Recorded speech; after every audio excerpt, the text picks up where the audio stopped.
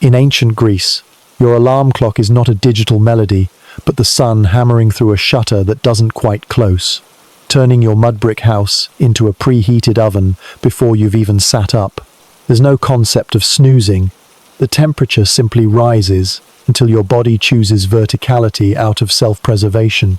Your home is modest by any standard, unless you count rectangular storage space with a goat problem as a compliment. Constructed from sun-dried clay or rough-hewn stone, the walls offer no insulation, the windows have no glass, and the breeze, if it arrives at all, is a reluctant visitor. Privacy is an illusion. Your family lives in the same room. Your bed is a straw mat on a dusty floor that has never seen the business end of a mop. If you're lucky, the lice left you alone last night. If not, well, scratch in silence. Your pillow is a rolled-up cloak, or your arm, or nothing. Hygiene is aspirational at best. There is no running water. Your morning hydration involves hauling clay jugs from a public fountain, balancing them on aching shoulders, and pretending you don't notice the smell of goat urine wafting from the street. You don't bathe in the morning. That luxury, if it happens at all, comes at the end of the day with cold water and communal judgment. Instead, you might rub olive oil into your skin and scrape it off with a curved bronze blade called a strigil. Think of it as a deeply unromantic exfoliation ritual, halfway between self-care and self-harm.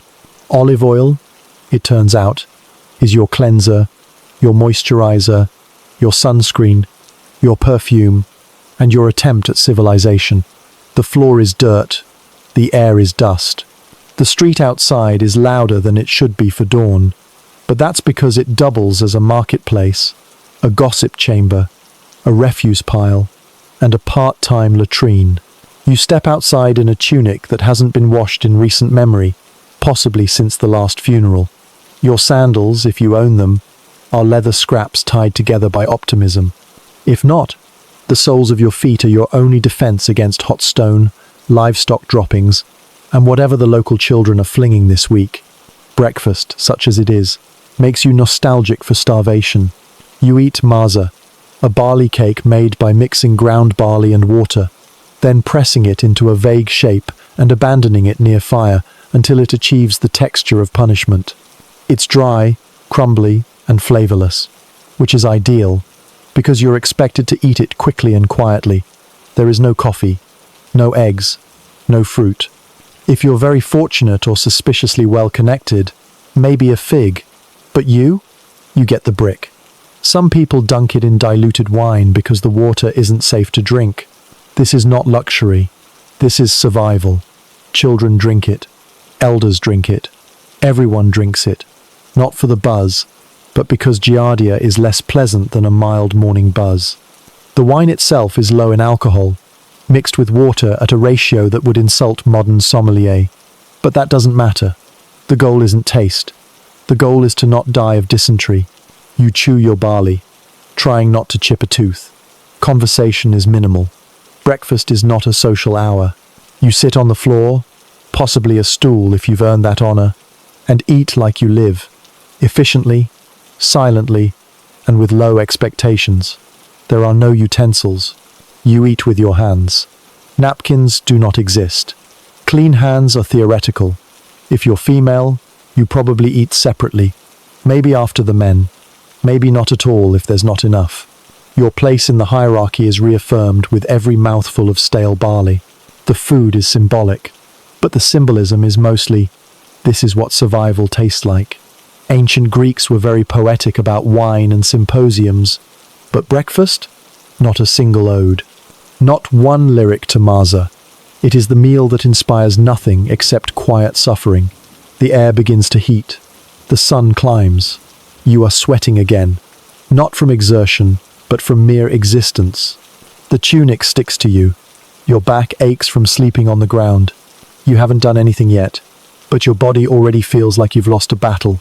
The day has just begun. You are in a state of functional dehydration, mild malnutrition, and socially acceptable filth. There is work to do. Always. Maybe you're a potter, or a farmer, or a fishmonger. Maybe you fix nets. Maybe you row warships when the state remembers your name. Your labor is manual, repetitive, and unrelenting. There are no weekends. There are no holidays, unless one of the gods demands a procession, in which case you walk further, carry heavier things, and call it worship. You don't get paid in coins, unless you're lucky. You get paid in goods or favors, or not at all. The economy runs on what is essentially glorified, bartering and debt forgiveness with mythological overtones. You are already sunburned. You were sunburned yesterday. You will be sunburned tomorrow. There is no sunscreen. There is no SPF. There is only linen, olive oil, and regret. The idea of comfort is theoretical. The idea of luxury is a philosophical paradox. You wake, you eat dry bread, and you sweat. And this, technically, is a successful morning. If you have children, they are somewhere nearby, barefoot, yelling, possibly learning to read if they are male, and someone remembers to teach them. If they are female, they are learning to weave, or grind grain, or be quiet. You think about the rest of the day, about hauling water again, about the fish that might arrive too late at market, about the neighbor who owes you oil and pretends not to hear you. The streets are narrow and loud. Goats are everywhere. So is the smell of humanity in all its natural, unwashed glory. You look up at the sky, already too bright, and remember that rain hasn't fallen in weeks. The gods are moody. You said your prayer this morning, or at least you thought it in passing. Maybe that's enough. Maybe not. A neighbor waves. You wave back. The civility is real, but the energy is gone. There are no garbage collectors, no plumbing, no organized pest control. You swat at a fly and miss. It lands on your barley. You eat it anyway. The fly, not the barley. It's just protein. As you move into the tasks ahead, you carry with you the weight of a civilization admired for its intellect, its beauty, its architecture, and yet its citizens lived like this. Not because they were lazy or ignorant, but because this was normal. This was daily life. This was the structure that held together democracy, philosophy, sculpture, and war. And it all began with sun, sweat, and a brick of barley. Welcome to your morning in ancient Greece. Hope you enjoyed breakfast. Now, go carry something up a hill. In ancient Greece, cleanliness was not next to godliness. It was somewhere between olive oil and vague ritual. The modern idea of hygiene, daily showers, scented soap, minty toothpaste, and a private bathroom with locking doors, simply did not exist. What you had instead was a collection of assumptions, habits, and communal scraping sessions that passed for self-care in a society otherwise obsessed with ideal beauty. Let's begin with the basics. There is no soap, not the kind you recognize anyway. Lye and animal fat will eventually be discovered, but in the average Greek household, your cleansing agent is olive oil. Yes, the same golden liquid used for cooking, lighting lamps, and making everything slightly more flammable. The logic, if you can call it that, goes like this. Rub oil into your skin, let it mix with your sweat and dirt, and then scrape the entire mixture off using a curved metal tool called a strigil. The result is a marginally cleaner version of yourself that still smells like a salad. This process is done without privacy, without ceremony, and often without noticeable improvement. It is performed in courtyards, public fountains, gymnasiums, and bathhouses if you're lucky enough to live near one. Otherwise, you just do it wherever people aren't staring directly at you, or where they are, because privacy is a Roman invention, and you don't live there yet. You share space with everyone, family, neighbors, wandering goats, and that includes your grooming rituals. Nakedness is not taboo, but it is profoundly unflattering under direct sunlight and olive oil sheen. The typical routine goes like this. Wake up sweating, wipe your face with a damp cloth if available, oil up, scrape off, and move on. If you're poor, you reuse your oil. If you're rich, you pretend it makes a difference. And if you're a woman, you're doing all of this behind a screen while hoping no male relatives walk in.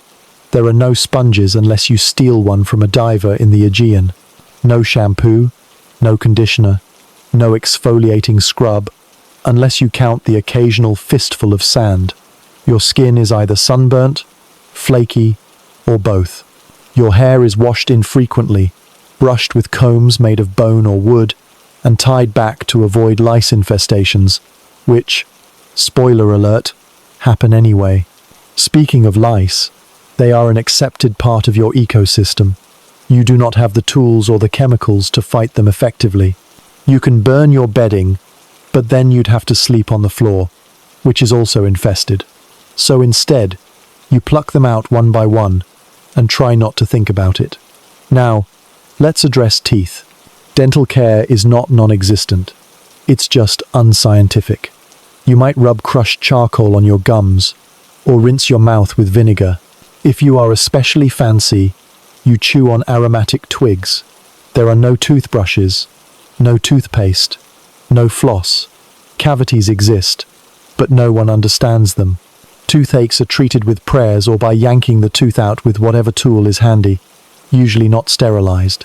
By your 30s, if you still have a full set of teeth, you are either genetically blessed or a walking miracle. Your breath is not minty. It is not fresh.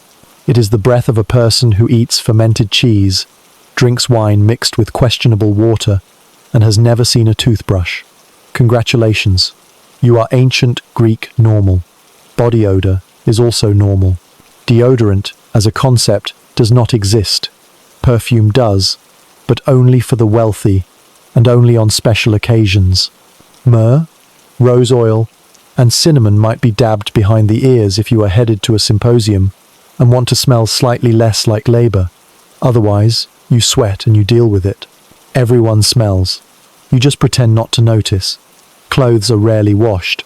Laundry involves hauling garments to a river and beating them against rocks until the fabric frays and your back gives out. There are no detergents, maybe some lye or ashes if you're innovative, but mostly it's water, effort, and lowered expectations. Most tunics haven't seen water since the last festival, which is why they're stiff enough to stand on their own and smell like history. You wear your filth like a badge of civic participation. Let's talk about communal bathing. Public baths are not yet the Roman spa temples of later centuries, but they do exist in some cities. They are functional, loud, and occasionally violent. You bathe next to others, oil and scrape in tandem, and engage in awkward conversation while naked. This is where men discuss politics, sports, and the latest philosophical insult hurled by Socrates. If you are a woman, you may not be allowed in at all, depending on the city and your social class. So you make do at home, with a basin and a prayer. The water is cold, fetched by hand, and used sparingly. Warm water, if available, is a luxury reserved for infants, the sick, and maybe someone dying of battle wounds. Bathing is not daily. It is occasional. Weekly, if you're lucky. Monthly, if you're honest. You do not smell good. You smell survivable. That is the standard. Now let's address illness and its connection to hygiene, or rather, its lack of connection. The concept of germs has not yet emerged. Disease is caused by bad air, angry gods, or an imbalance in the four humours. No one connects your filth with your fever. You pray to Asclepius, rub yourself with more oil, and hope the fever breaks. If it doesn't, well, you're buried in the family plot with a coin in your mouth and a vague warning to others. The irony is that for a civilization obsessed with the human body, ancient Greece had some of the least effective methods of keeping that body clean. They sculpted perfection, wrote poems to beauty, and idolized athletes, but behind the marble was a layer of dirt, sweat, and untreated skin infections. Hygiene was symbolic. It was about appearing civilized, not actually being clean. The oil and scrape method gave the illusion of maintenance. But if you stood downwind of an Athenian crowd in August, the truth became immediately obvious. Even the gymnasium, a place of physical excellence, was a breeding ground for fungi, lice, and general regret. You exercised naked, oiled up, and then laid on shared benches in the heat. There is no record of anyone cleaning those benches. Use your imagination. And if you're wondering whether people noticed this or complained, they did. Aristophanes wrote entire plays about stench and filth. Philosophers discussed the moral decay of unwashed bodies. Poets compared bad breath to moral failing. But little changed, because the alternatives required infrastructure, and infrastructure required taxes, and taxes required someone explaining to the assembly why soap should matter more than another statue of a minor god. So you continue. You scrape, you rinse, you repeat. You live in a world where olive oil is skincare, vinegar is mouthwash, and a single clean tunic is a fashion statement. You do not smell like lavender or eucalyptus. You smell like human. A sunburnt, goat-adjacent, oil-slicked human. And that, somehow, is enough. Welcome to ancient Greek hygiene. It's not a ritual, it's a resignation. In ancient Greece, fashion was less about expressing your personality and more about surviving the climate without becoming a public scandal. Your wardrobe was not a curated gallery of seasonal fits. It was two rectangles of fabric, one piece of rope, and a hope that the wind didn't expose your philosophical leanings. The two basic garments were the chiton and the himation. A chiton was essentially a long tunic made from a single sheet of linen or wool, folded and fastened with pins or brooches at the shoulders, and sometimes belted at the waist. A himation was a heavier cloak, draped over the shoulders like a blanket with ambition. Both garments were shapeless, breathable, and completely unprepared for the concept of sudden movement. If you bent over too fast or caught a breeze at the wrong angle, you risked mooning a philosopher. There were no zippers, buttons, or elastic waistbands. Everything stayed on through the sheer willpower of knots and pins. And sometimes they didn't. A malfunction in your fibula, the brooch holding your chiton together, was the ancient Greek equivalent of a wardrobe disaster. One moment, you're discussing politics. The next, you're inventing nudity-based performance art in the marketplace. Underwear, in the modern sense, did not exist. The Greeks did not invent the boxer brief or the brassiere. Most people wore nothing under their chitons. Spartan women, famously, wore shorter chitons and occasionally exercised in public, which shocked the more modest Athenians into philosophical spirals. If you were female, you might use a breastband, a strip of fabric wrapped tightly around your chest, to provide minimal support and maximum discomfort. But mostly, you just hoped your pins held and your walk stayed dignified. Fabric mattered.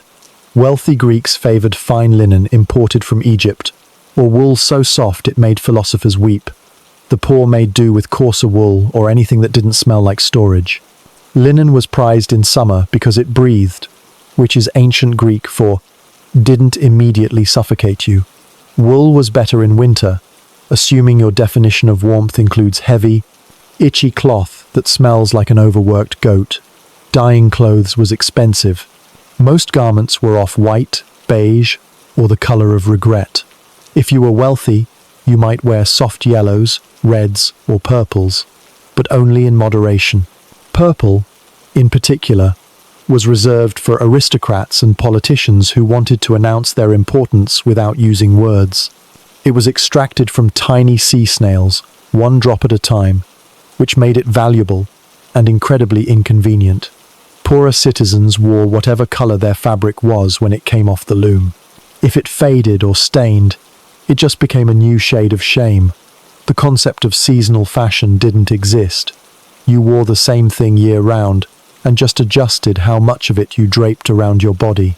In winter, you layered more wool. In summer, you removed what modesty allowed and hoped for a breeze. Formal occasions called for cleaner versions of your usual clothes, not entirely new outfits. The concept of owning a closet full of clothes would have baffled the average Athenian.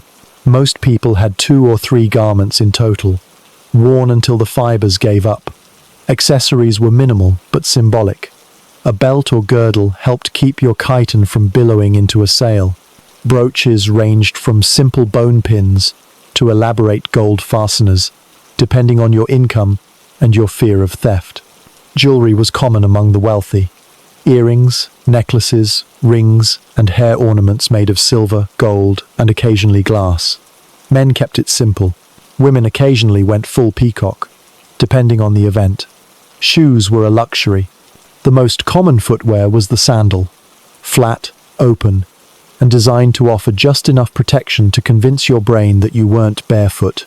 Made from leather, these sandals were secured with straps that wrapped around the foot and ankle in ways that would make modern shoelace designers cry.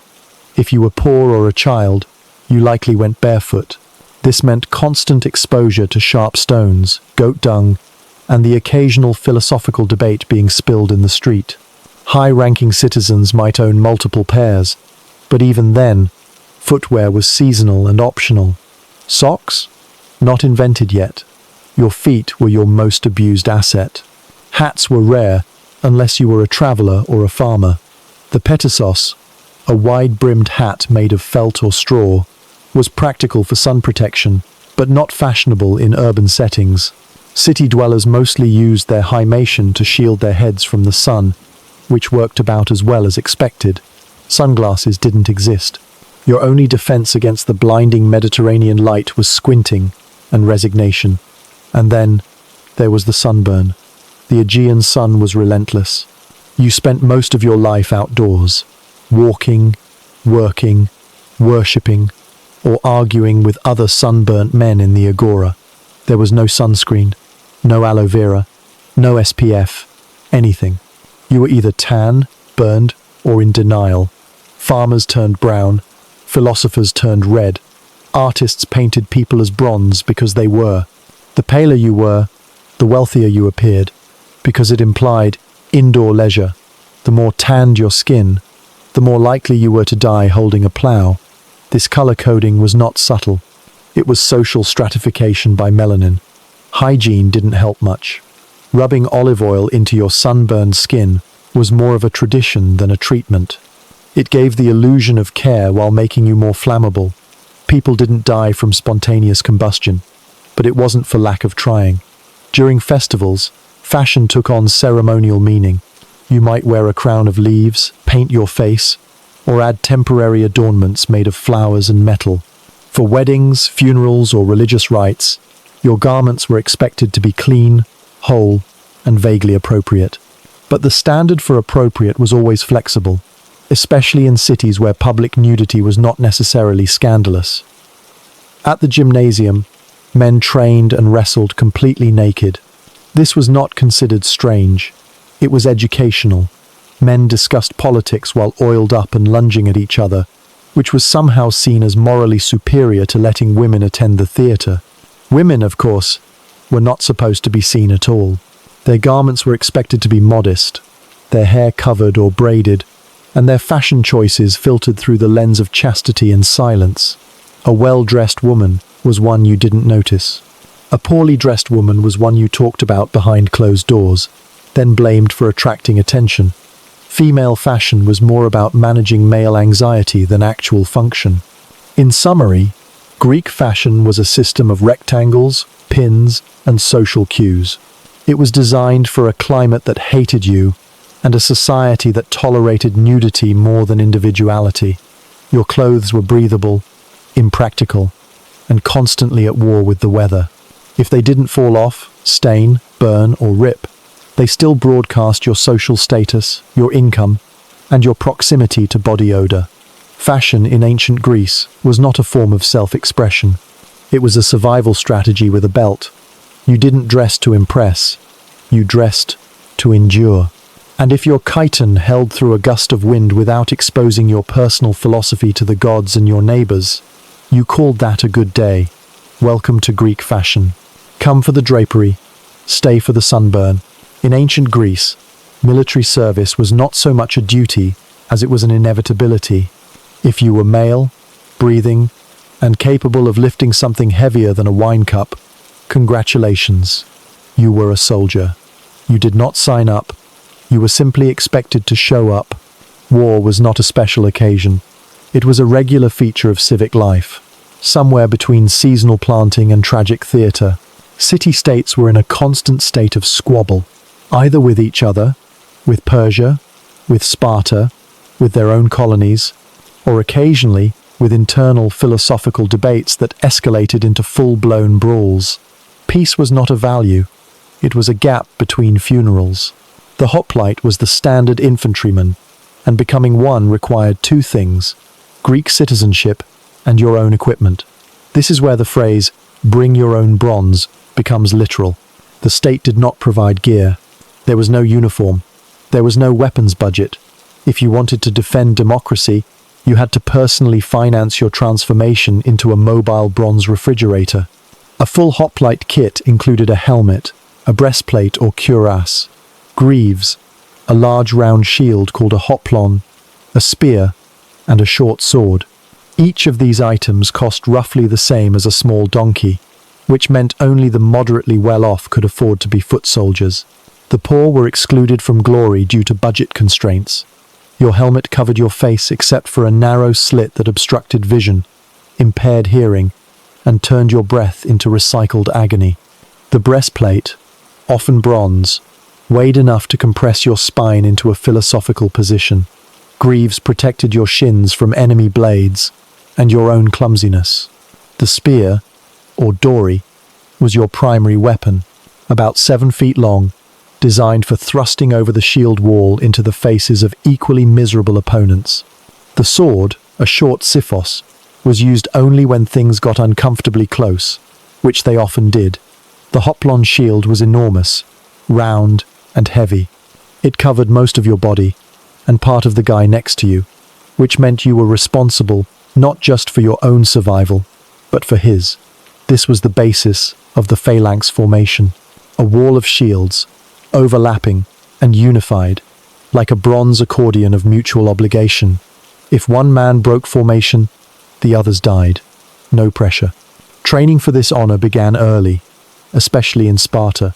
There, boys were removed from their families at age 7 and entered the agoge, a state-sponsored boot camp that made modern military academies look like sleepaway camp. They were beaten, starved, taught to steal, taught to fight, and then punished if they got caught doing either. The goal was not education, it was obedience. Spartans were not raised to be men, they were sculpted into weapons. In Athens, training was less brutal and more civic. At 18, young men became ephebes, something between cadets and reluctant interns. They underwent 2 years of basic training, learned to march in formation, wield weapons, and pretend to understand strategy. After that, they were eligible for military service until their 40s, which meant decades of being summoned whenever someone insulted the city or looked at it wrong. There were no barracks unless you were Spartan, no standing army. Citizen soldiers had day jobs. They were potters, farmers, and merchants until called to march, at which point they became armored debtors, dragging their own supplies to the battlefield. Logistics were your problem.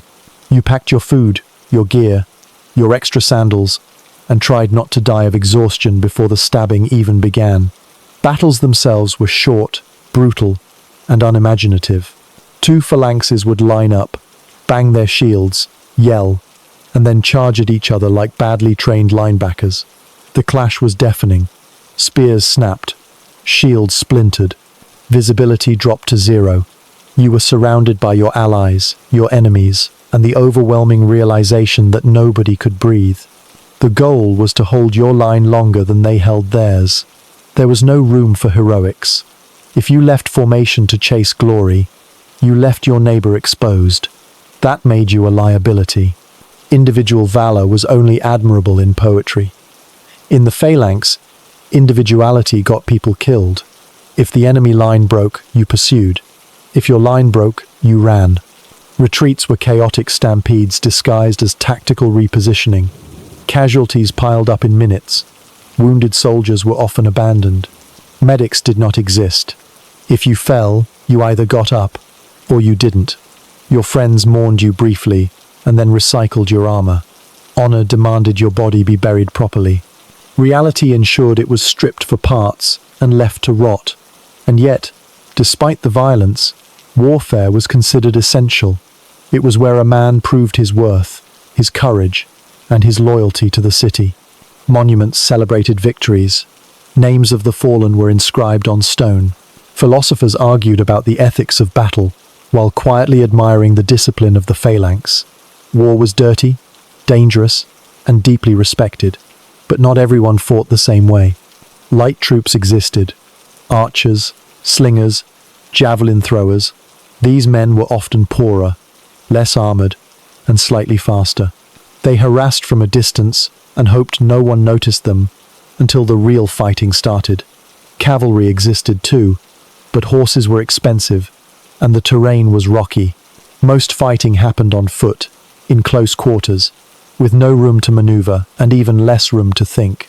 If you were captured, your fate depended on your captor's mood. Ransom was possible.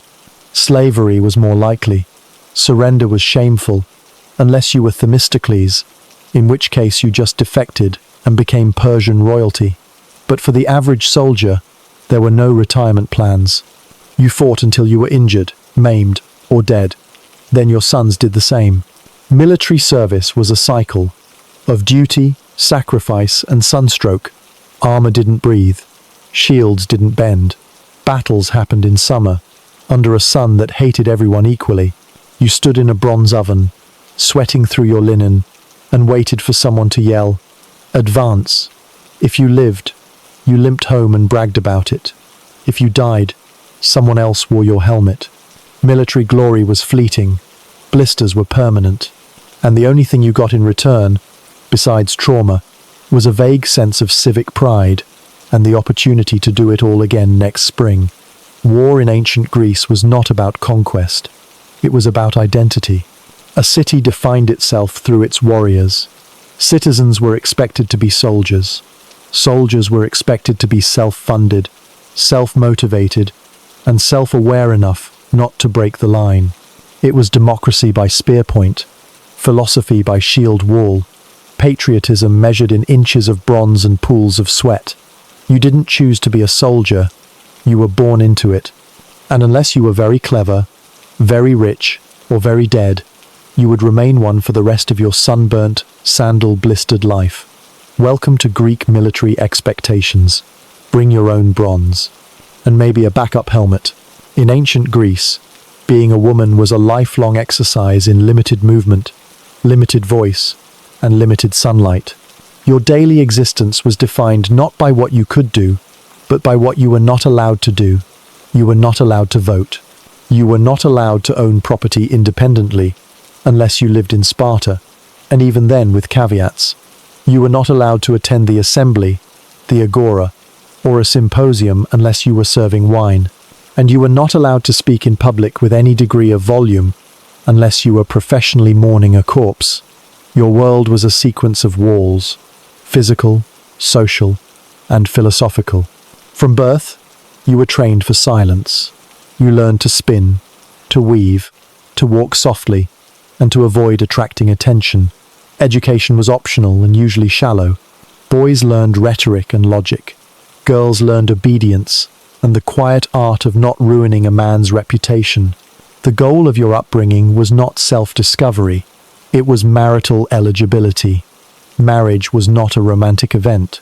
It was a transaction conducted by your father with another man, usually when you were between 13 and 15, and ideally before your opinions had fully formed. Love was irrelevant.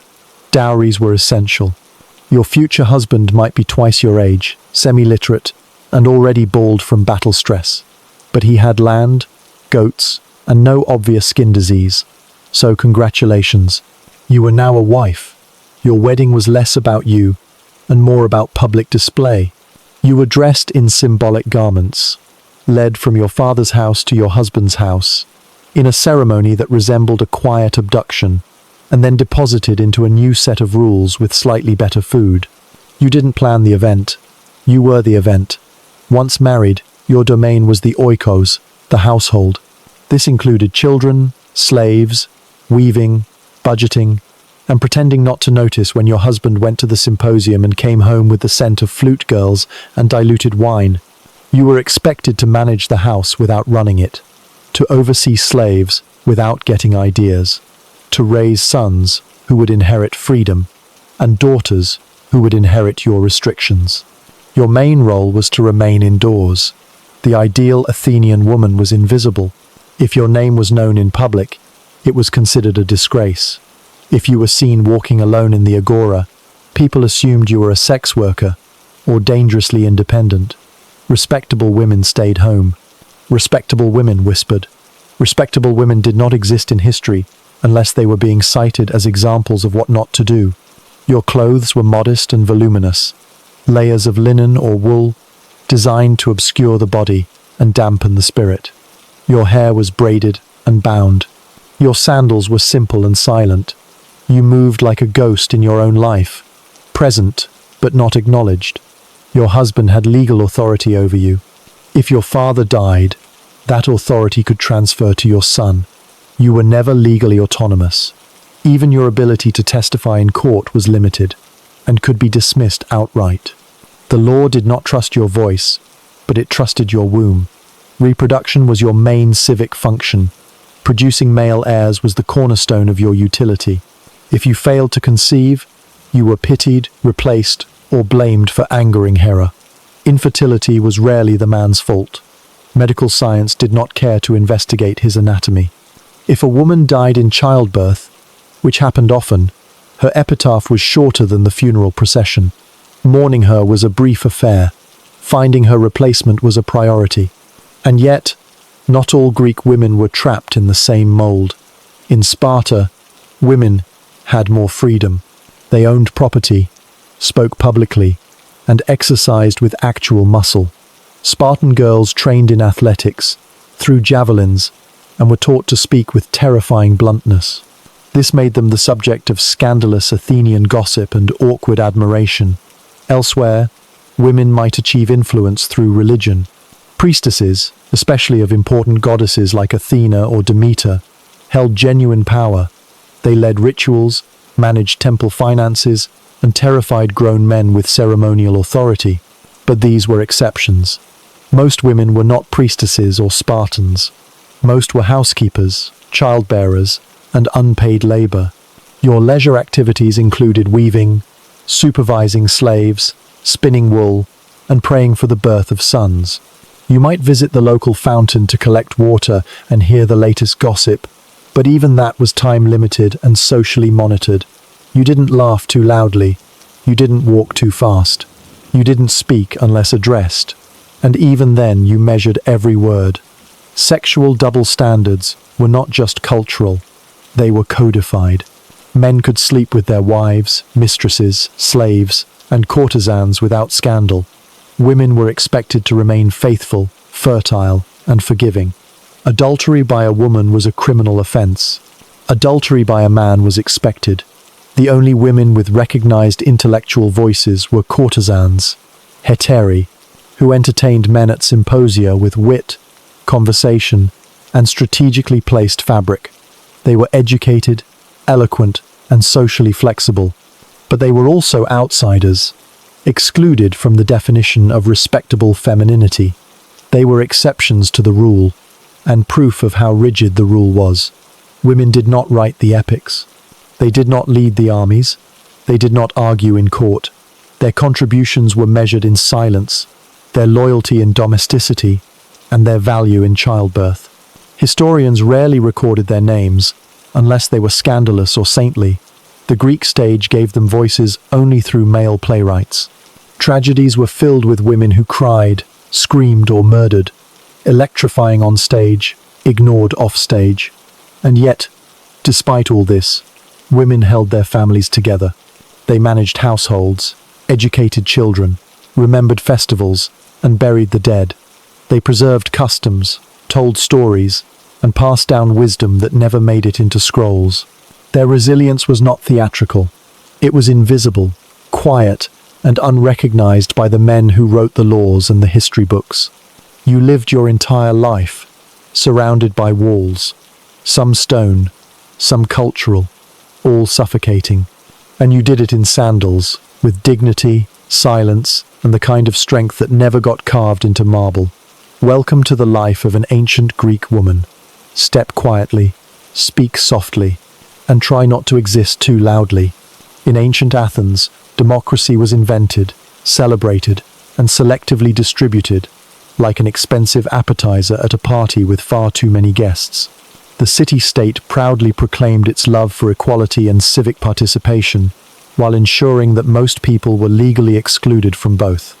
If you picture democracy as a cheerful queue of citizens casting votes in a marble-columned square, you are wrong. It was more like a shouting match at a public amphitheater, attended exclusively by land-owning adult males who had the free time and physical stamina to sit through hours of philosophical yelling. To begin, let's clarify who did not get to vote. Women? And number foreigners? Also no. Slaves? Absolutely not. That leaves you with a sliver of the population, adult male citizens born to Athenian parents. That's it. In a city of perhaps 250,000 people, only around 30,000 to 40,000 were actual voting citizens. That's about 15%.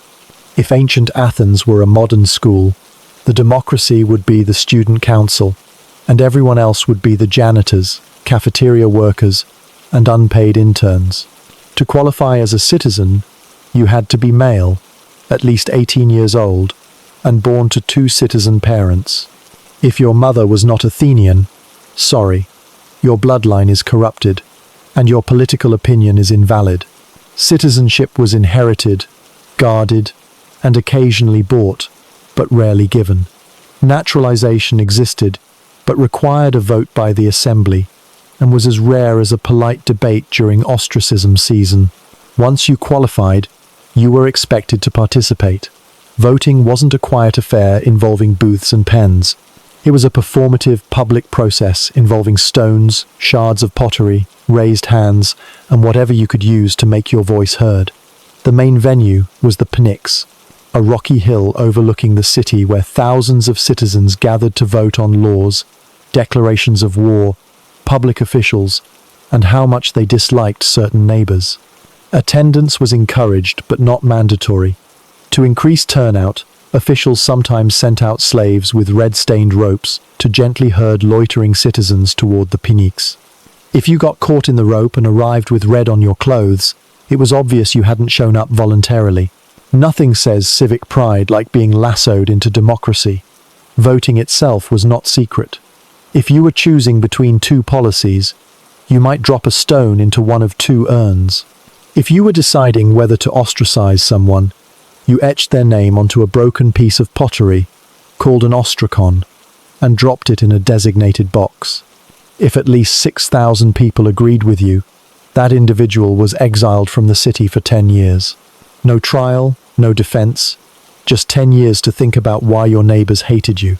And yes, this included prominent politicians, war heroes, and generally anyone who got too popular. Ostracism was not a punishment. It was a safety valve, a way for the democracy to remind its citizens that being admired was a dangerous hobby. The assembly, the main decision-making body, met 40 times a year. That's nearly once a week. Any citizen could speak, provided they were not drunk, underage, or currently being sued for theft. In theory, it was the ultimate form of direct democracy. In practice, it was a volatile blend of public theatre, amateur lawyering, and collective impatience. Debates were long, emotional, and full of rhetorical flourishes. Votes were cast by show of hands or stones, tallied by officials who were often more interested in lunch than accuracy. For administrative functions, Athens used a system called sortition, fancy talk for drawing names out of a pot. Most government positions were filled by lottery, not election. The logic was that randomness ensured fairness. The reality was that your city could be run by a guy who won civic office the same way you win a raffle at a sheep shearing festival. Important roles like generals were still elected, because even Athenians recognized that randomly assigning military command could lead to accidental invasions. But for most civic posts, the assumption was that any citizen could do the job, if surrounded by enough scribes and told not to improvise. The Council of 500, called the Boule, was also selected by lot. It was responsible for drafting laws, managing public affairs, and preparing the assembly's agenda. Each member served for a year and was paid a modest stipend, just enough to buy lunch but not enough to bribe anyone. Payment for political service was introduced to help poorer citizens participate, although wealthier citizens still dominated the scene.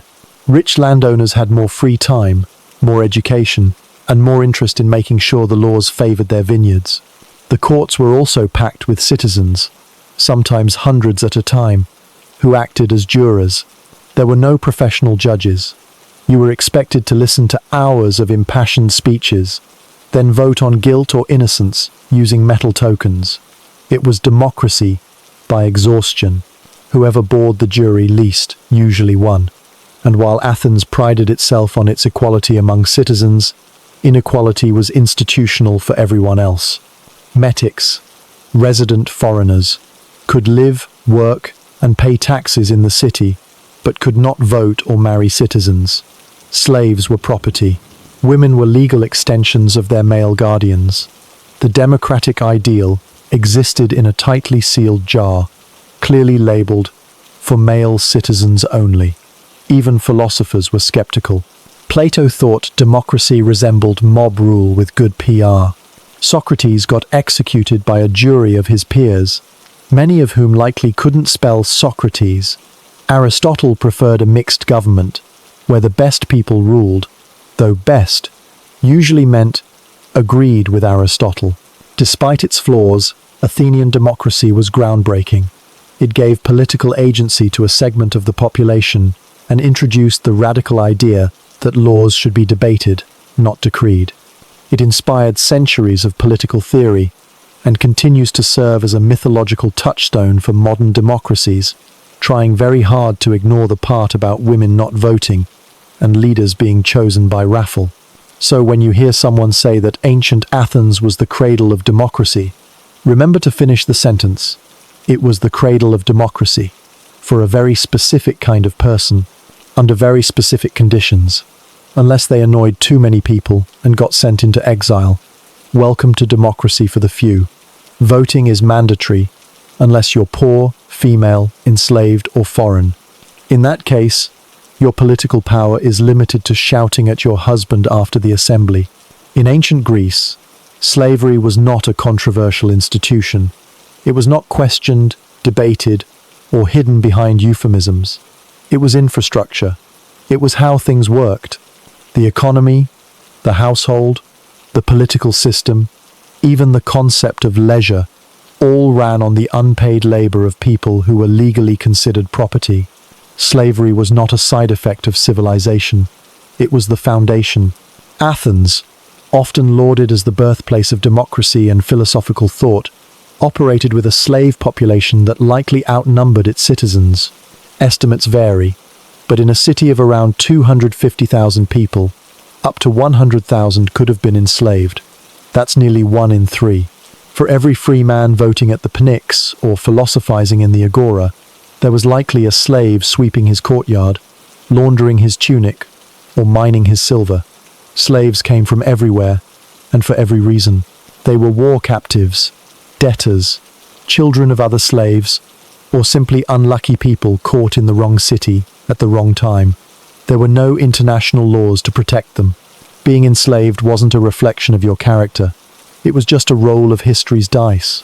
One week, you're a free citizen in Thrace. The next, you're scrubbing amphorae in an Athenian kitchen. Their roles were not limited to domestic service. Slaves worked in mines, fields, workshops, and households. They rowed triremes, carried water, made pottery, and managed businesses. Some were tutors or accountants. Others were concubines or temple attendants. A skilled slave could be more valuable than an unskilled free man. Their value was economic, not human. The most brutal conditions were found in the silver mines of Laurion. Here, slaves, often chained, were forced to crawl through narrow tunnels, hammering out ore in darkness, breathing dust, and dying young. No philosophical treatises were written about them. No elegies mourned them. They were not seen as part of the noble Athenian project. They were tools that bled. In households, domestic slaves could fare better, especially if they were born into slavery and raised within the oikos. They cooked, cleaned, fetched water, and raised children. Some developed close relationships with their masters. Others were abused, violated, or discarded at will. The law offered little protection. Killing a slave was considered destruction of property, not murder. Masters could beat, sell, or abandon their slaves with impunity. There were no courts for grievances, no advocates for justice. A slave could be tortured for testimony in court, as their word alone was not legally admissible. Truth, it was believed, could only be extracted through pain. Even the term slave is misleadingly singular. Greek had many words for different types of unfreedom. The doulos was a general household slave. The andropodon, literally man-footed, referred to a captured person treated like livestock. The oikotes served within the home. Some slaves were state-owned and worked in temples, minting coins or maintaining records. Others belonged to private citizens and were leased for profit. The complexity of these roles did not make slavery more humane. It made it more entrenched. Slavery was not a bug in the system. It was the system. Freedom was not a universal right. It was a status, earned or inherited, and guarded with paranoia. Free citizens defined themselves by what they were not, enslaved. Philosophers occasionally acknowledged the contradiction. Aristotle argued that some people were natural slaves, beings who lacked the rational capacity for autonomy and were thus better off under control. It was a convenient fiction, especially for someone who owned slaves himself. Plato, for all his imagined utopias, never proposed a society without slavery. Even Socrates, so eager to question everything, apparently never questioned this. The Greek word for slave, doulos, appears hundreds of times in texts, but rarely with sympathy. Tragedies occasionally featured enslaved characters, but as plot devices, not people. When playwrights wanted to tug at the audience's emotions, they used noble-born heroes, not shackled miners. And yet, slaves were everywhere. They lit the lamps in the symposiums. They ran errands for the assembly. They raised the children who would become philosophers and generals. They were the silent majority, silent not by choice, but by design. Some slaves could buy their freedom if they were lucky, skilled, and under a lenient master. A freed slave became a metic, a resident foreigner, with limited rights. They could not vote or hold office, but they could work, marry, and be taxed like everyone else. Their status remained precarious. Freedom did not erase their past. It simply changed their category. Revolts were rare and usually unsuccessful. The system was too widespread, too normalized. Enslaved people did not form a unified class. They spoke different languages, came from different regions, and worked in isolation. Resistance was more often personal than collective. A broken tool, a spoiled dish, a whispered insult. And yet, without them, the great accomplishments of Greece, the philosophy, the theatre, the democracy, would not have existed. Every scroll copied, every olive pressed, every meal served in Plato's household relied on human beings who had no say in the matter. The brilliance of Athens was built on a foundation of forced labor. Its streets were cleaned by people who could not walk them freely. Its temples were maintained by hands that would never touch a ballot. Its golden age glittered because others lived in darkness. When modern historians romanticize the ancient Greek world, they often forget this. They focus on marble statues and civic virtue, not the countless lives crushed into the background. Slavery wasn't hidden. It was ignored. It was the quiet engine of a society that prided itself on freedom, a freedom defined by exclusion, powered by suffering, and rationalized with philosophy. So the next time you hear someone say, "Ancient Greece gave us democracy," remember to add, "And it ran on people who didn't get to participate." Welcome to the hidden truth of ancient infrastructure. Slavery wasn't a chapter in the story. It was the binding.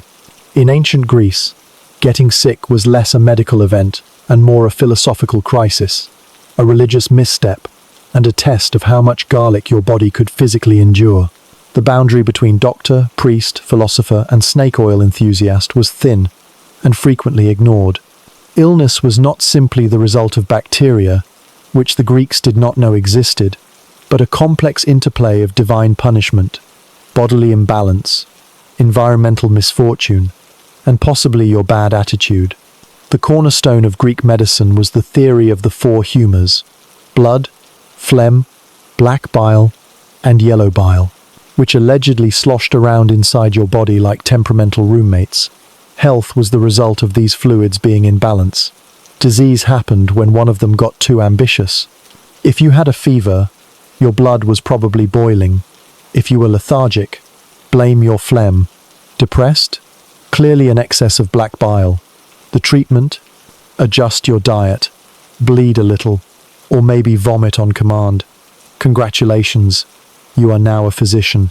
Hippocrates, the so-called father of medicine, tried to steer Greek healing away from pure superstition and into something vaguely resembling science. He emphasized observation, patient history, and prognosis. He also wrote dozens of treatises that were copied, misattributed, and debated for centuries. One of his main contributions was the idea that illness had natural causes, not just divine ones. A bold stance in a world where people still offered sacrifices to Asclepius, the god of healing, by sleeping overnight in temple complexes and hoping for curative dreams. These healing temples, Asclepia, were equal parts hospital and spiritual retreat. Patients would fast, bathe, offer animals, and then lie down in special dormitories where they were visited, allegedly, by divine snakes. Sometimes they got better, sometimes they didn't. Either way, it was seen as the will of the gods. The temple staff included priests, dream interpreters, and the occasional physician. Treatments could include massages, herbal poultices, exercise regimens, incantations, or exposure to music. If none of that worked, there was always garlic. Garlic was everywhere. It was eaten, worn, applied, and possibly worshipped. It was thought to purify the body, repel disease, and annoy spirits. Whether you had a toothache, a stomachache, or a demon infestation, garlic was the default answer. So was wine. Wine was used to clean wounds, soothe nerves, and anesthetize surgeries that usually involved no consent and very few sharp tools. Speaking of surgery, it existed, but with limitations. Doctors could lance boils, reset fractures, and remove arrows. They could also bleed you, cauterize you, or perform trepanation, which involved drilling a hole in your skull to release evil spirits, headaches, or pressure.de, pending on your philosophical preferences. Anesthesia, of course, was a myth. You passed out, screamed, or bit down on a stick. Post-op care involved prayer, honey, and hoping the wound didn't fester into a fatal infection. Antibiotics did not exist. Sterilization was a suggestion no one had made yet. Doctors might wash their hands if they remembered, but their tools were reused, unclean, and sometimes borrowed from the kitchen. Women had their own medical challenges, mostly because men wrote all the medical texts. The female body was considered mysterious, moist, and perpetually unstable. The uterus, according to popular belief, could wander around the body, causing hysteria, suffocation, or general unpleasantness. The cure? Scent therapy. You wafted pleasant smells toward the lower half, and foul ones toward the nose to coax the uterus back into place. This was not fringe theory. This was mainstream gynecology. Midwives did most of the actual work in childbirth and female health, but they were rarely credited in official writings. Male doctors occasionally assisted with births, but only under extreme circumstances and usually with more panic than precision. If the baby or the mother died, which was often, it was attributed to fate or divine will. There were no incubators, no cesarean sections, and no pain relief, except maybe a prayer and a sip of wine. Diagnosis was both an art and a gamble. Physicians would examine urine, feces, sweat, and sputum, mostly by looking at them, occasionally by smelling them, and rarely, tragically, by tasting them. They made prognoses based on dreams, pulse rates, complexion, and the sound your stomach made when pressed. There were no stethoscopes, no thermometers, just guesswork, confidence, and experience. Treatments varied by school. Some doctors believed in dietary regimens, others in drastic purging. Some leaned on herbal medicine, others on divine intervention. Laurel, poppy, mint, fennel, myrrh, and countless other plants were ground, boiled, and applied liberally. If nothing else, the smell masked the deeper reality that you were probably going to die of a cold. Mental illness was vaguely recognized but poorly understood. Melancholy, madness, and mania were categorized, but not well treated. Some philosophers thought mental disturbance was divine inspiration. Others thought it was bile misbehaving. Most people thought it was your fault or your punishment. Therapy, as a profession, was still several empires away. And yet, despite all this, Greek medicine advanced. They wrote case studies. They catalogued symptoms. They identified epidemics. They separated natural disease from superstition, even if the separation was leaky and inconsistent. They built a tradition that later civilizations would borrow, copy, and misunderstand for centuries. But the average patient still had to make do with garlic, guesswork, and the hope that Apollo wasn't feeling particularly vengeful that week. If you recovered, the gods were praised. If you died, it was your fate.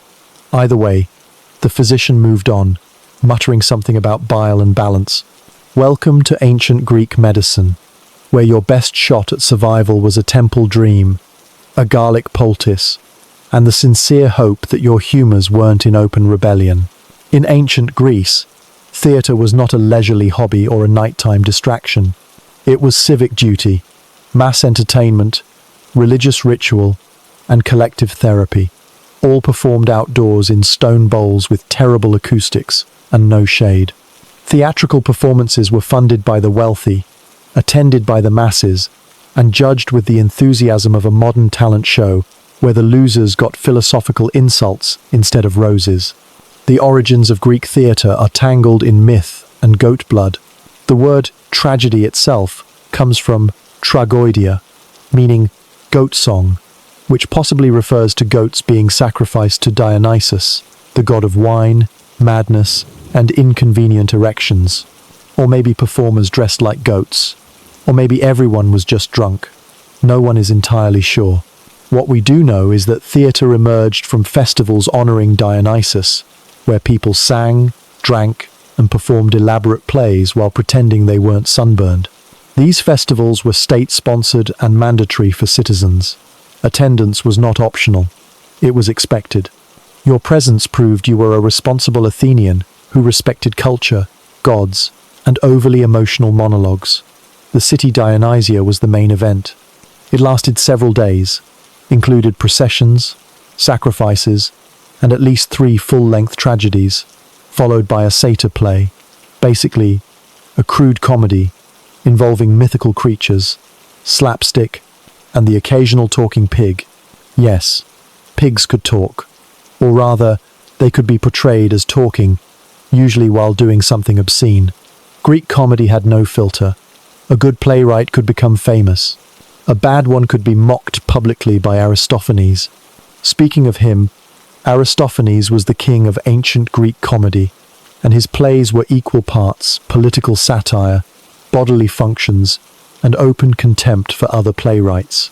He once wrote a play where Socrates hangs from the ceiling in a basket.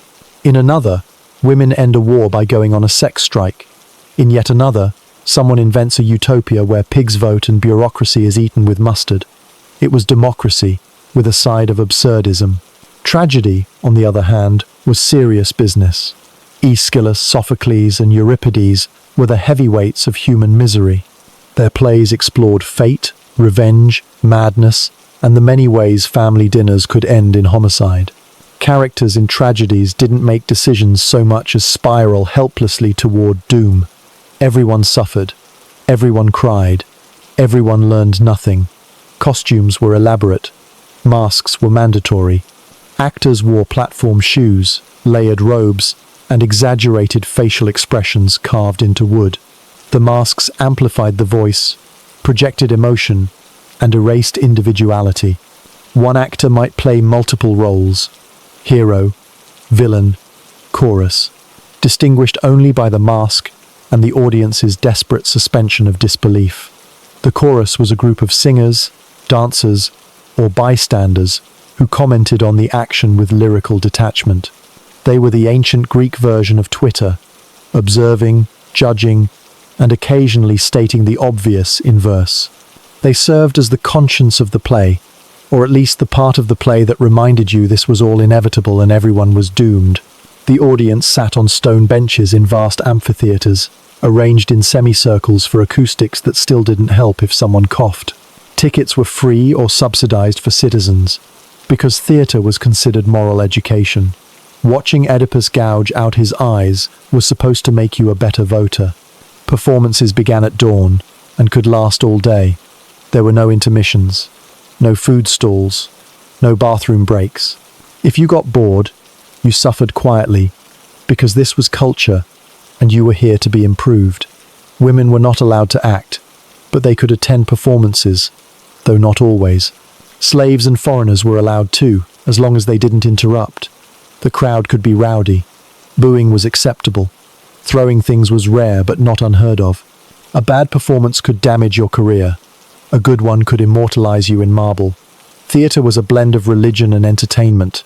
It honored the gods, educated the populace, and served as a pressure valve for political tension. Playwrights embedded commentary about war, corruption, and civic dysfunction into their scripts, disguised as mythological retellings. You weren't just watching a story about Medea murdering her children. You were watching a meditation on betrayal, gender, and why men shouldn't assume they'll get custody. Despite the intensity, there was also laughter. The Greeks believed that comedy and tragedy were two sides of the same theatrical coin. Life was absurd, death was inevitable, and in between, there were fart jokes. Satyr plays existed to remind audiences not to take tragedy too seriously. After hours of screaming, stabbing, and self-blinding, nothing cleared the emotional palate like a bunch of men in fake horsetails pretending to chase nymphs while a pig gives legal advice. Theatre was not passive, it was immersive. The line between actor and audience was rigid physically but porous emotionally. You were meant to feel something. If you didn't, the play had failed. Or you had. Probably both. Scripts were memorized. Rehearsals were intense. Props were minimal but symbolic. A sword meant death. A mask with raised eyebrows meant confusion. A fake baby meant everyone was going to die soon. And still, they came by the thousands. To sit, to sweat, to weep, to laugh, to witness stories that reflected their own society in distorted, exaggerated, and occasionally porcine form. Welcome to ancient Greek theatre. Tragedy taught you humility. Comedy taught you not to take yourself too seriously. And the talking pig? He probably had the most sense of all. In ancient Athens, no dinner party was truly safe. You could serve the finest wine, arrange the softest cushions, and prepare a perfectly roasted goat. But if you invited Socrates, none of that mattered. Your guests would end up arguing about the nature of justice. No one would eat anything, and by midnight someone would be crying into a clay cup of lukewarm wine. Socrates, the man, the myth, the philosophical wrecking ball, was not a teacher in the traditional sense. He charged no fees, opened no school, and wrote absolutely nothing down. What he did was walk around the city barefoot, looking unwashed and suspiciously cheerful, asking relentless questions until people either changed their worldview or fled in social panic. His method, now called the Socratic method, was less a tool for enlightenment and more a verbal ambush disguised as a conversation. He would ask what seemed like a simple question, "What is virtue?" and then proceed to dismantle every answer with the enthusiasm of a man who enjoyed ruining afternoons. No definition was ever good enough, no concept ever complete. Socrates didn't offer answers. He offered more questions, like a philosophical hydra that multiplied every time you thought you'd made a point. His favorite victims were politicians, poets, craftsmen, and anyone who claimed to know anything. He didn't attack with insults. He attacked with logic, wrapped in confusion, wrapped in more logic. It was exhausting. To his admirers, Socrates was a beacon of critical thinking, a gadfly sent by the gods to sting the state into self-awareness. To others, he was a public nuisance, an old man loitering at the gymnasium, corrupting the youth, and causing minor existential crises before lunch. He had a peculiar way of making people feel ignorant, not through arrogance but through calm, methodical dissection of their beliefs. You'd start the conversation convinced you understood courage. You'd end it unsure whether chairs existed. He rarely bathed. He ignored fashion. He went barefoot in the winter. He refused payment for his wisdom, which was noble, until you realized it also meant he had a lot of free time to follow you around asking if you truly knew what fairness meant. He married Xanthippe, a woman often described as short-tempered, though historians now believe she may have simply been married to Socrates. Imagine trying to raise children while your husband argues with a teenager about metaphysics in the courtyard for 6 hours. Socrates saw philosophy as a daily necessity, like breathing or annoying people. He believed the unexamined life was not worth living. A catchy phrase that has survived for millennia, even if it continues to ruin perfectly good dinner parties. Plato, his most famous student, wrote down many of these dialogues, often casting Socrates as the wise protagonist surrounded by confused mortals. In these dialogues, Socrates drinks wine, asks unsettling questions, and occasionally makes sarcastic remarks that suggest he was not above a little theatrical flair. One of the most famous is the Symposium, a philosophical drinking party where men take turns discussing the nature of love. Socrates shows up late, sober, and immediately hijacks the conversation by invoking a mystical priestess who taught him that love is the pursuit of eternal beauty. The rest of the guests blink slowly, refill their cups, and wonder why they didn't just talk about chariot racing. Socrates was not universally beloved. His constant questioning irritated the powerful, and his association with some of Athens' less reputable youths, like Alcibiades, didn't help. Eventually, in 399 BCE, he was charged with impiety and corrupting the youth. The trial was a mess. Socrates, true to form, refused to pander to the jury. He did not beg for mercy. He did not apologize. Instead, he delivered a smug lecture on how Athens should be grateful for his existence. Then he proposed that, instead of punishment, he should be given free meals for life. The jury was not amused. He was sentenced to death. Given the chance to escape, he refused. He drank a cup of hemlock, discussed the immortality of the soul with his friends, and died like a man deeply committed to finishing the conversation. His death immortalized him. Plato turned him into a martyr. Later philosophers turned him into a model. Modern thinkers turned him into a cautionary tale about asking too many questions at the wrong table. But the reality was probably messier. Socrates was brilliant, but also infuriating. He championed critical thought, but offered no alternatives. He exposed ignorance, but rarely offered comfort.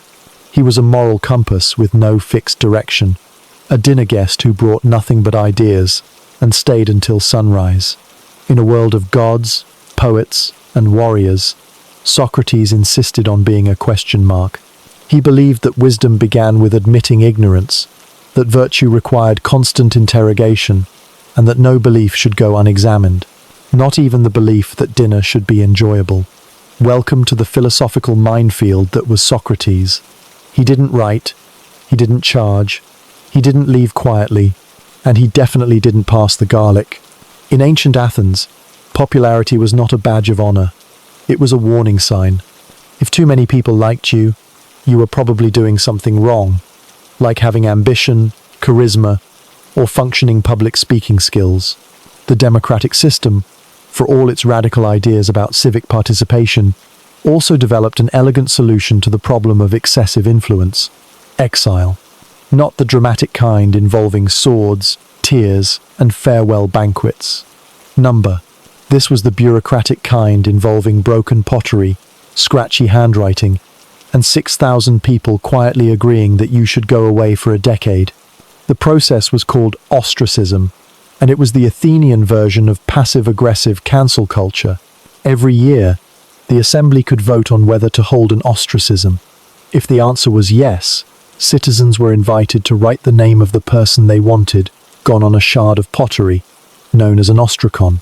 These shards were collected, counted, and if a minimum of 6,000 votes was reached, the most voted individual was politely escorted out of the city for 10 years. No charges, no trial, just a well-organized suggestion that your presence was no longer politically convenient.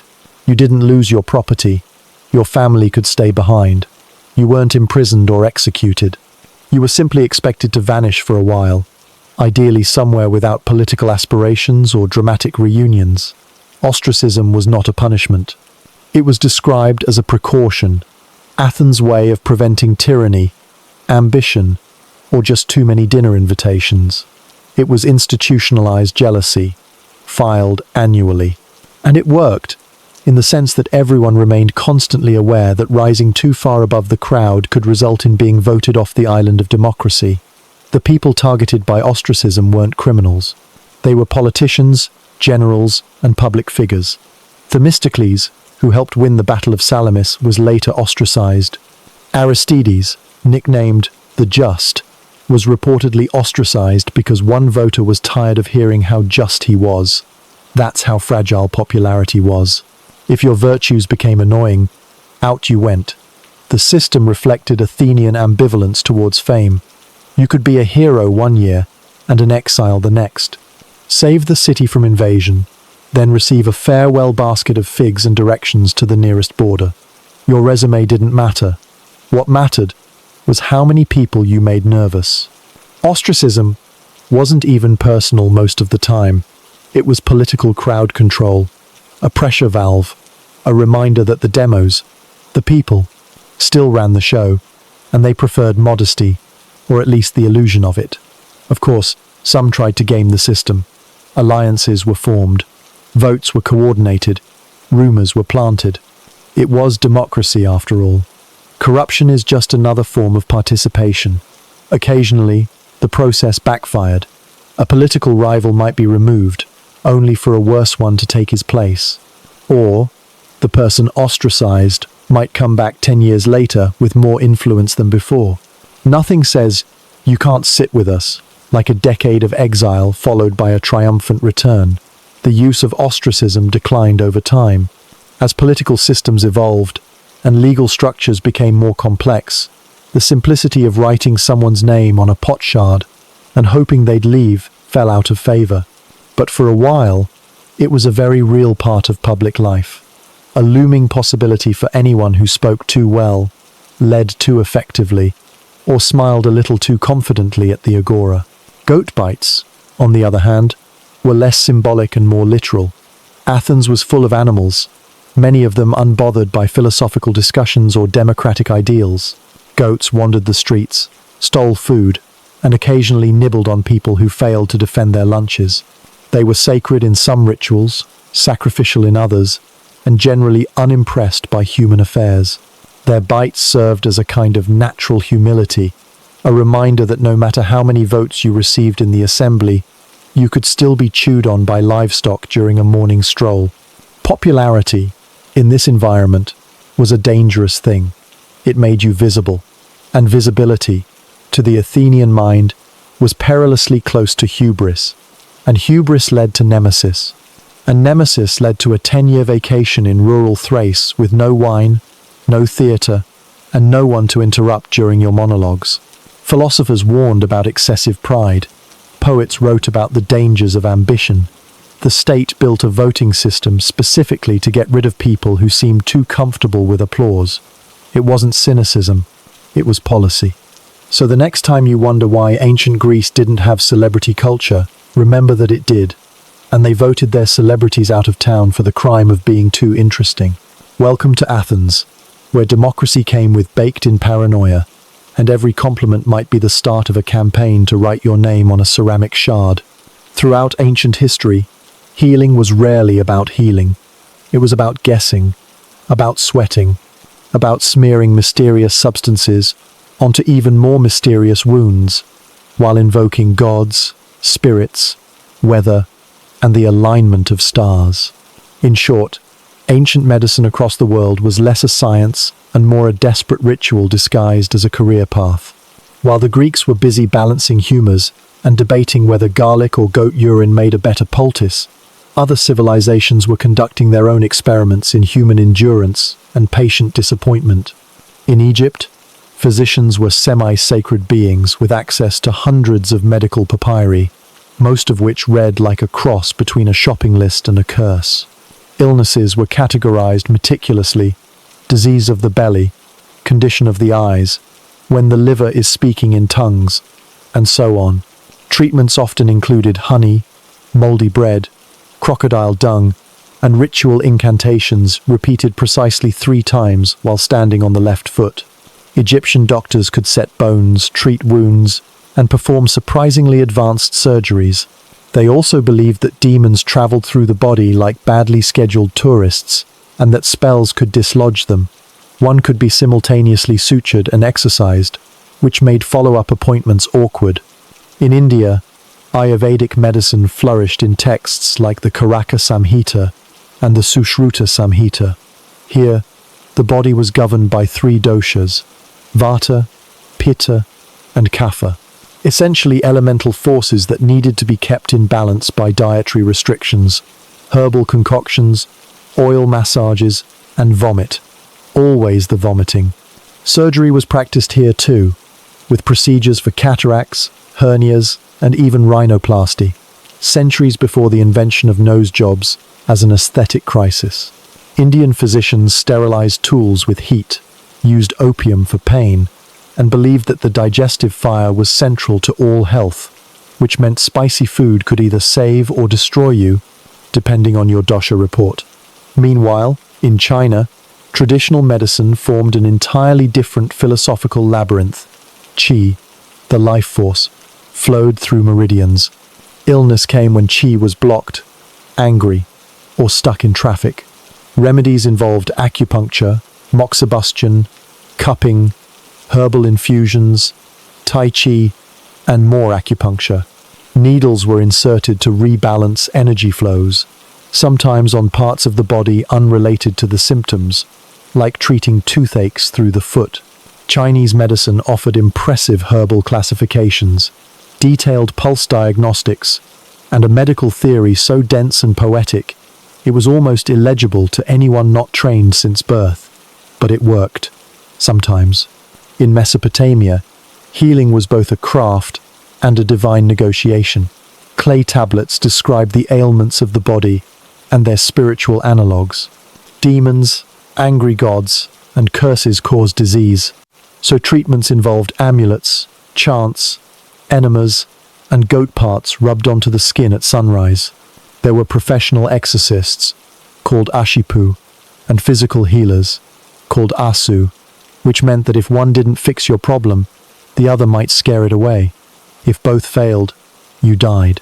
This was considered diagnostic closure. Among the Aztecs and Maya, illness was also cosmological.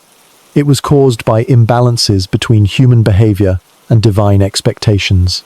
Healers, Tisitl, used obsidian knives, steaming sweat baths, chili peppers, crushed insects, and detailed astrology charts to determine why your leg hurt.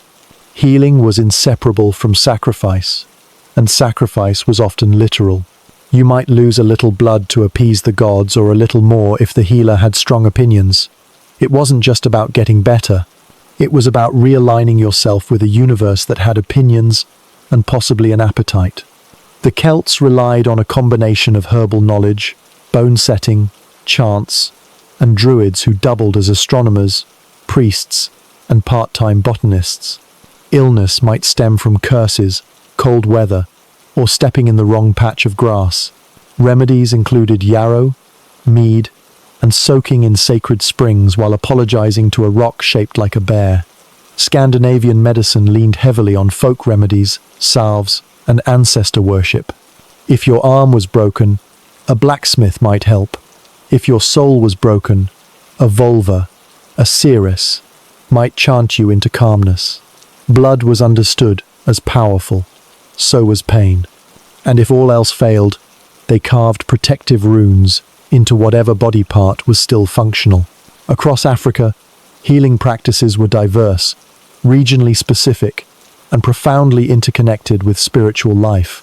Illness was not just physical.it was a sign of imbalance in the community, the ancestors, or the moral order. Healers, herbalists, diviners, and spiritual mediators offered roots, bark, smoke, ashes, songs, and communal rituals. Knowledge was transmitted orally and guarded carefully. Healing plants were sacred, and a good healer knew the difference between medicinal bark and something that just made you hallucinate your grandmother in the sky. Sometimes the difference didn't matter.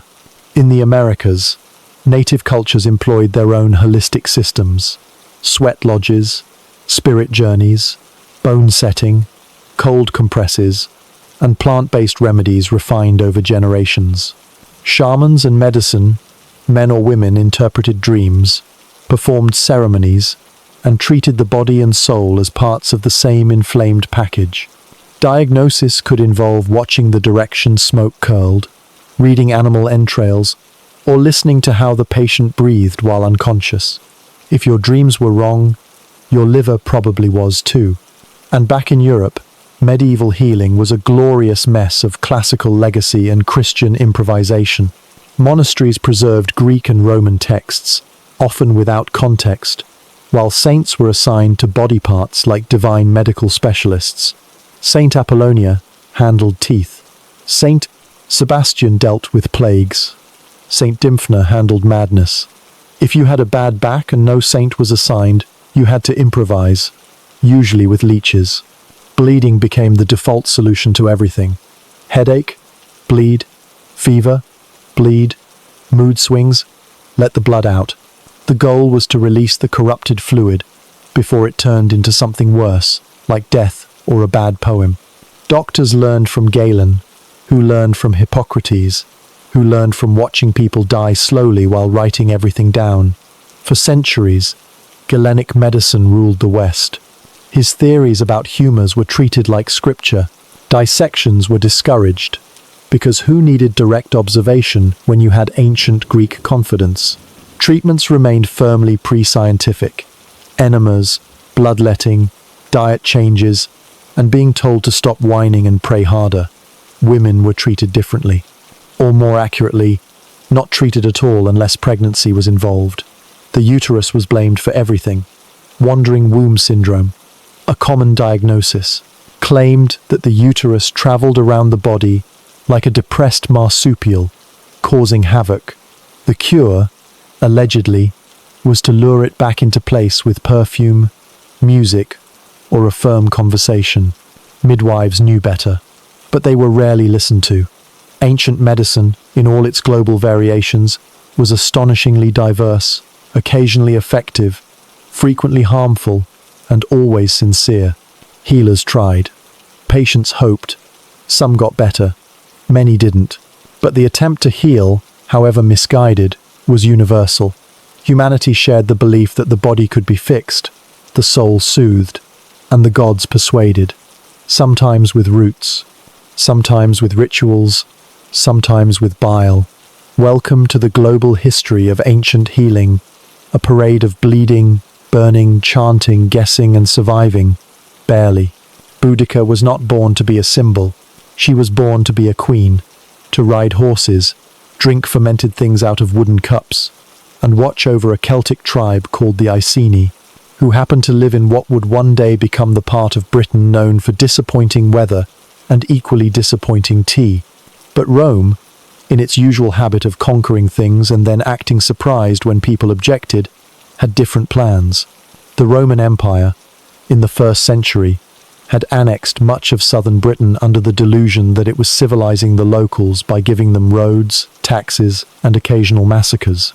Boudica's husband, Prasutagus, was the king of the Iceni and a Roman ally, which in this context meant he was allowed to pretend he was still in charge as long as he paid taxes, smiled politely, and didn't build any boats.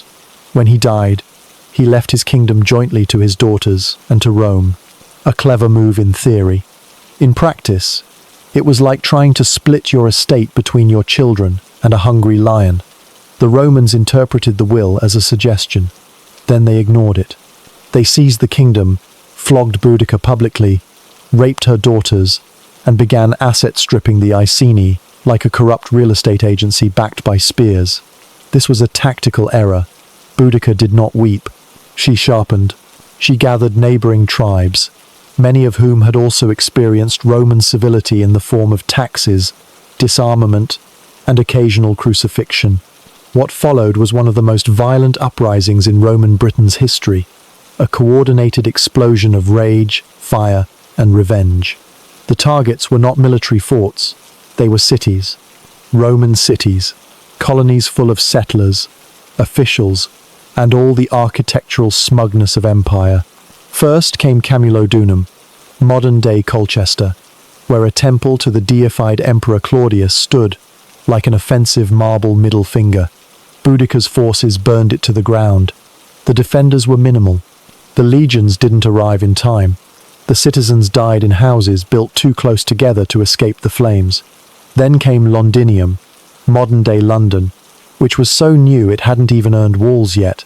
The Roman governor, Suetonius Paulinus, took one look at the oncoming army, declared the city indefensible, and left. So did most of the population, at least the ones who could run faster than the fire. Verulamium, now St. Albans, followed the same pattern. Fire, slaughter, ash. The death tolls were staggering. Estimates suggest that as many as 70,000 Romans and Romanized Britons were killed, often in brutally theatrical ways. This wasn't just war. This was retribution, a response to humiliation carved in blood. Boudica didn't just want to win. She wanted Rome to feel what it meant to be conquered. But Rome, despite its bureaucratic flaws and occasional sociopathic governors, was still Rome. Suetonius regrouped. He chose his battlefield wisely. Narrow, protected flanks, open front. His troops were outnumbered, but disciplined. Boudica's forces were larger, but untrained. They also made the classic mistake of bringing their families in wagons to watch the battle, assuming victory was inevitable. This turned the battlefield into a trap. When the Roman line held and then advanced in tight formation, there was nowhere for the Britons to flee. The wagons became blockades. The retreat became a stampede. The stampede became a massacre. Boudica's army collapsed under its own momentum. What happened to Boudica is unclear. Roman sources suggest she took poison to avoid capture, a tidy, dramatic end that conveniently closes the narrative.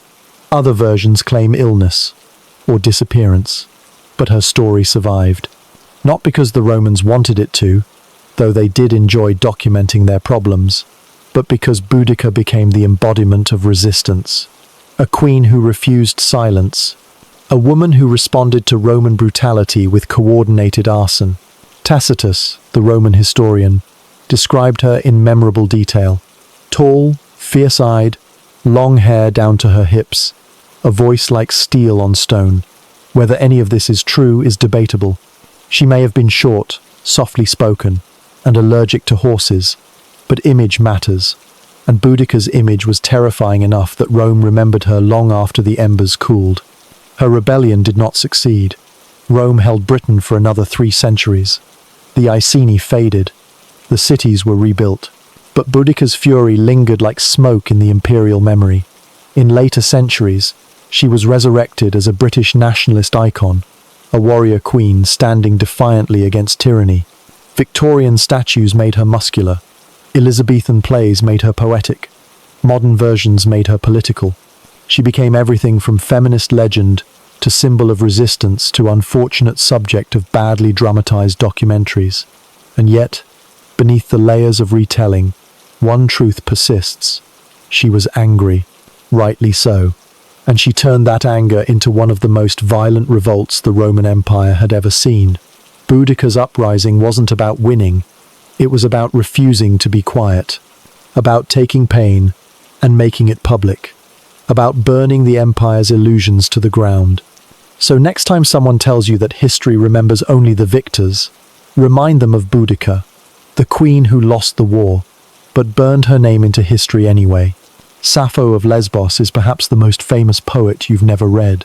Not because she lacked talent, but because time, monks, and the general indifference of the manuscript gods conspired to ensure that nearly all of her work has been lost, misattributed, or reduced to charred papyrus fragments resembling badly burned receipts. She was born sometime around 630 BCE on the island of Lesbos, a place now forever entangled with her legacy, her misunderstood sexuality, and an endless stream of academic footnotes. She lived in a world that did not care about preserving the inner thoughts of women, especially women who wrote in meter and dared to feel things in public. And yet, despite that, Sappho's name survived the centuries like a whispered rumor. Delicate, defiant, occasionally misquoted, and often censored. In her own time, she was a celebrity, not a reclusive scribbler, but a public figure known across the Greek world. Plato called her the 10th Muse, which was essentially the classical Greek version of saying, she's not like the other girls. Her poetry was revolutionary, not because it was loud, but because it was personal. In an age of epics, heroes, and divine tantrums, Sappho wrote about longing, jealousy, sleepless nights, and the unbearable awkwardness of desire. She described love not as a heroic conquest, but as a kind of emotional flu, feverish, humiliating, beautiful, and mostly incurable. Her language was sharp, her metaphors disarmingly precise. She once compared the feeling of love to being struck in the chest with a windstorm and simultaneously going green. This was not Homeric romance. This was sweaty, palmed truth in poetic form. She composed in lyric meter, meant to be sung with a lyre, which means her poetry was music, emotional sheet music for the soul-crushed elite. It's possible she ran a kind of finishing school for upper-class girls, which has led generations of historians to either politely ignore the implications or build entire theories based on one suggestive adjective.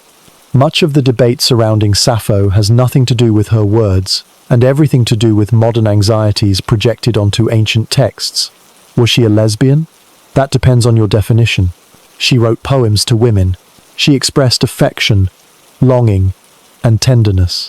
Whether this was romantic, platonic, educational, or all three is unknowable, and entirely beside the point. What matters is that she articulated emotional complexity in a world that preferred war stories. Of the 9 volumes of her poetry that once existed, only a handful of poems have survived in full. The rest are fragments. Some are mere phrases, like, "and I said something clever," which is the literary equivalent of being handed a crumbled post-it note from a genius and told to reconstruct her worldview. Others are more intact, including the famous Ode to Aphrodite, where Sappho begs the goddess of love to help her win back an unresponsive lover. It's part prayer, part emotional hostage negotiation, and fully human. Even in translation, her voice feels present, not divine, not tragic, just intensely alive. She speaks across time, not to the gods, but to you. And that, perhaps, is why her legacy is so complicated. Ancient Greek culture was not comfortable with women who wrote their own narratives. The later Roman world, even less so. Christian scribes, faced with pagan poetry full of emotional vulnerability and women touching each other's hair, decided the best course of action was to accidentally lose the manuscripts. Libraries burned, scrolls decayed, and so most of what we have comes from citations in other works, usually male authors quoting her with vague admiration and noticeable discomfort. For centuries, Sappho existed mostly in commentary, reduced to an adjective .sapphic, .de detached from her actual texts. She was a silhouette, a category, an icon used for purposes she never chose. In the 19th century, Victorian scholars tried very hard to read her as a kind of emotionally intense headmistress, with a fondness for Greek grammar. Later generations reclaimed her as a pioneer of queer identity, a cultural feminist heroine, or a tragic figure lost to patriarchal fire.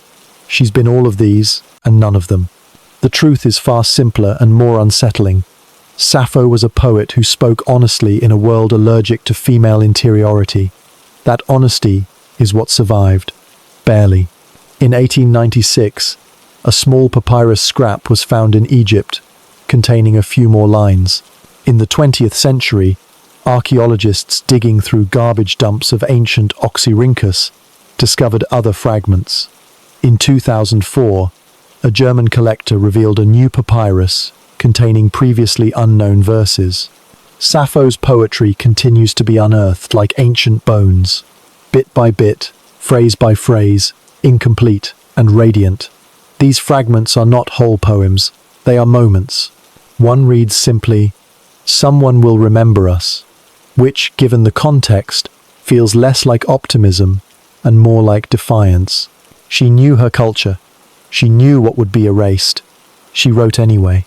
The irony is that the loss of her work has made her myth stronger. Sappho lives in the spaces between lines, in the gaps, the pauses, the missing endings. She is the queen of historical ellipses.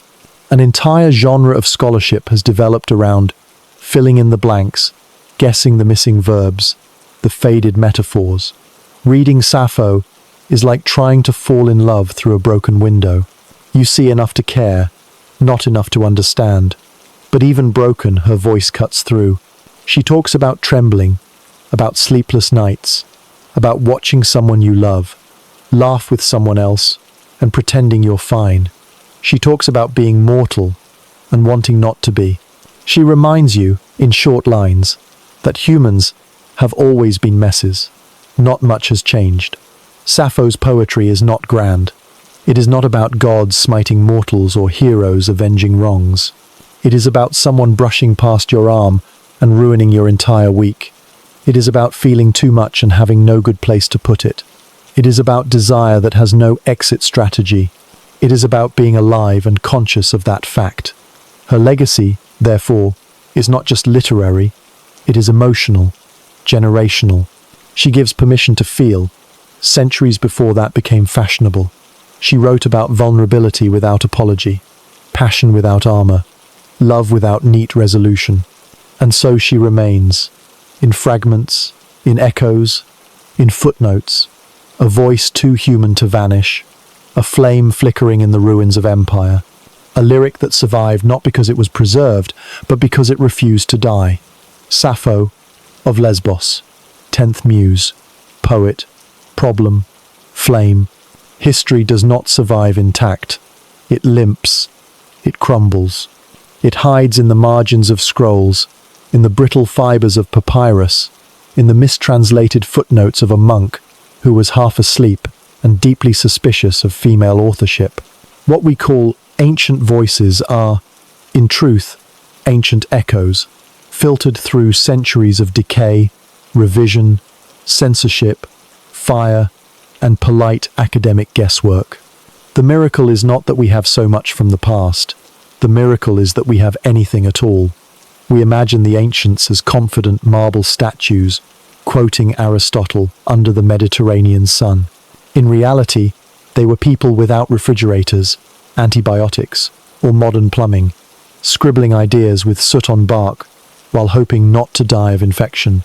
Their knowledge was not preserved by intent, but by accident, buried in desert sand, copied by tired scribes, and occasionally discovered in a farmer's attic during a renovation gone wrong.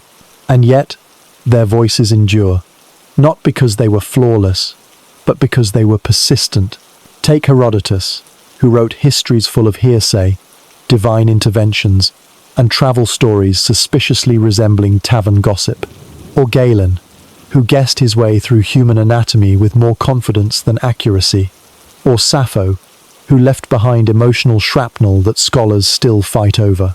Or Socrates, who wrote nothing but remains quoted endlessly because a student couldn't stop writing about dinner conversations. Ancient voices do not reach us as clear recordings. They arrive like badly tuned radio signals, fuzzy with interference, but just strong enough to recognize the rhythm of thought behind them. A line of poetry, a recipe for eye salve involving honey and copper dust, a complaint about taxes, a list of stolen goats. These are not just artifacts. They are proof of breath, of someone once thinking that their thoughts were worth writing down, and, miraculously, that someone else might someday care. The process of historical endurance is not democratic. Most voices did not survive. Women, the poor, the enslaved, the conquered, their words were not copied, cited, or engraved. They were spoken aloud and then forgotten, or deliberately erased, or drowned under louder narratives.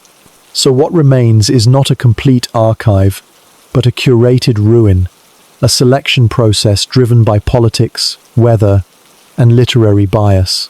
Libraries burned, empires fell, languages died, and still, fragments remain, sometimes literally, one corner of a play, the closing lines of a letter, a broken tablet with instructions for making beer, as if the universe prioritized barley fermentation over philosophy. And maybe it did, because what survives tells us not just what people thought, but what they needed. They needed songs, instructions, medical lists, prayers, gossip. They needed stories to explain the stars and bureaucratic forms to tax olive oil. They needed rituals to bury their dead and metaphors to describe being heartbroken on a Tuesday. And so these things were written and rewritten and sometimes lost, and sometimes found centuries later by confused archaeologists holding a broom and a half deciphered shopping list from 3000 BCE. Every fragment is a failure of permanence, yet a triumph of survival. Consider the Babylonian tablets discovered in abandoned libraries, clay etched with stylus tips by scribes who feared misspelling the king's name more than death itself. Some contained star charts, others, complaints about poor copper quality. One includes what might be the world's first recorded joke, which is about beer and flatulence, because, apparently, not much has changed. Then there are the Egyptian tomb inscriptions, carved for eternity and vandalized a few dynasties later because someone didn't like their uncle's version of the afterlife. The Maya codices, almost entirely destroyed by Spanish conquerors who mistook astronomy for heresy. The Greek plays that only survived because one monk thought they were grammatically interesting. And let us not forget the Roman graffiti, walls scrawled with insults, poetry, and poorly drawn anatomy, preserved under volcanic ash, proving that humans have always had opinions, urges, and no impulse control. These ancient voices did not ask for eternity. They asked to be heard, once, by someone. That they are heard now, thousands of years later, is both a historical accident and an emotional ambush. To read a line written by someone long dead is to collapse time. You are not reading history. You are listening to a stranger who once had skin, regrets, and a terrible sense of weather forecasting. And yet, we demand more. We want completeness. We want definitive truths. We want to know exactly what happened, why it happened, and who we can blame. But history does not operate like a modern podcast with timestamps and clean narrative arcs. It's a mosaic assembled from pieces found in different countries, written in lost languages, and interpreted by people with grants to justify. Truth is filtered through translation, politics, and occasionally someone's bad handwriting, which is why ancient voices sound both familiar and strange. Their words may survive, but their contexts rarely do. We read about gods and think metaphor. We read about omens and think nonsense. We read about social rules and think horror. But for them, these were facts, realities, the unarguable truths of their time. And they would look at us, glowing rectangles in hand, arguing with strangers online about ancient drama, and think we were the myth. What survives of the ancient world is not just stone and ink. It is failure made visible, a medicine recipe with no measurements, a love poem missing its ending, a law code that forbids theft but forgets to define ownership. And yet, we keep reading, because fragments are enough. They are how the past speaks when it can't scream. And because sometimes all you need to feel human is one sentence from someone who died 2,000 years ago, but also hated mornings. This is the endurance of ancient voice, not in its clarity, but in its persistence, against fire, against silence, against time. It whispers, it flickers, it survives. And in surviving, it reminds us of our own absurd hope that someone, someday, might find our fragments and listen, even if all we left behind was a sarcastic footnote and a half-finished joke about barley.